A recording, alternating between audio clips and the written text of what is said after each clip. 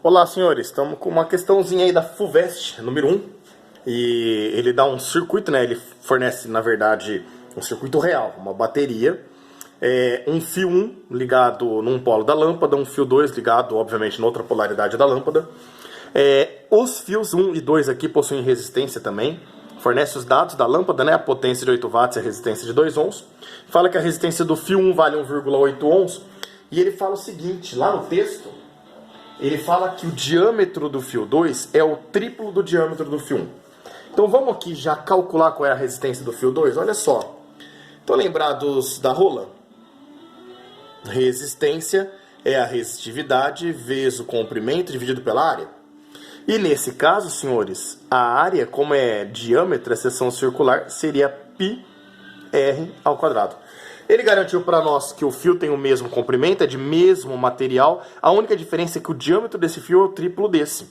Ou seja, eu posso falar que o raio desse fio é o triplo desse.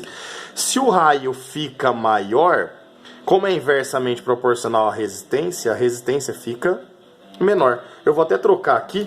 Vou colocar o raio não como R, colocar o raio como R, só para a gente não trocar lá com a resistência, né? Então, se a resistência aumenta, se o raio aumenta, a resistência diminui. Se o raio aumenta 3 vezes, a resistência diminui 9 vezes, porque aqui está ao quadrado. Então, pera lá. Se a resistência 1 é 1,8 ohms, significa que a resistência do fio 2 é 1,8 dividido por 9. Ou seja, 0,2 ohms a resistência do fio 2, certo? Dessa forma, olha só, no item A, agora nós vamos para as perguntas. Ele pede a corrente que passa pelo fio 1.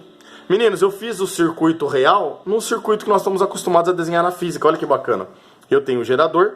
Do polo positivo gerador sai o fio 1, entra no lado da lâmpada, sai do outro lado da lâmpada o fio 2 e volta no polo negativo. E em paralelo com tudo isso, nós temos um multímetro aqui, certo? Que daqui a pouco ele vai perguntar algo sobre ele. Então, olha só. Percebam que a corrente que passa pelo fio 1 é a mesma que passa pela lâmpada e é a mesma que passa pelo fio 2 e, obviamente, que passa pelo gerador. Então ele pede corrente no fio 1, mas se eu não tiver condições de calcular nele em outro elemento, a corrente é a mesma. Então nós vamos trabalhar na lâmpada. Olha só. Na lâmpada, potência é R vezes I quadrado, certo? A potência vale 8 watts. A resistência da lâmpada ele forneceu vale 2. E o I é o que nós queremos encontrar. O 2 passa dividindo. 8 dividido por 2, graças a Deus, vai dar 4, né? Porque aí a hora que a gente tira a raiz quadrada, a gente chega que essa corrente vale 2 amperes. Fechou no item A? O item B, ele quer saber a potência dissipada pelo fio 2. E agora que nós conhecemos a resistência do fio 2, nós podemos usar a mesma formulinha do item A. Ué, Pio, mas qual é a corrente no fio 2? Vimos aqui que a corrente é a mesma, né?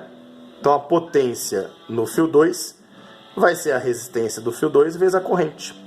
A resistência vale 0,2, vezes a corrente ao quadrado, né? A resistência vale 0,2 e a corrente nós vimos que vale 2 ao quadrado. Portanto, a gente descobre que a potência é 2, 2 ao quadrado é 4. 4 vezes 0,2, isso daqui dá 0,8 watts. E no item C, ele quer que a gente determine a diferença de potencial indicada pelo voltímetro que ele chama de M. Meninos, a diferença de potencial indicada por ele, ele vai ler o potencial entre o fio 1, a lâmpada e o fio 2 e o outro ponto do potencial. Então, se a gente achar a DDP consumida por esses 3 elementos, eu tenho a DDP nesses terminais, que é exatamente o que o voltímetro está lendo para nós. Certo ou não? Então, vamos lá.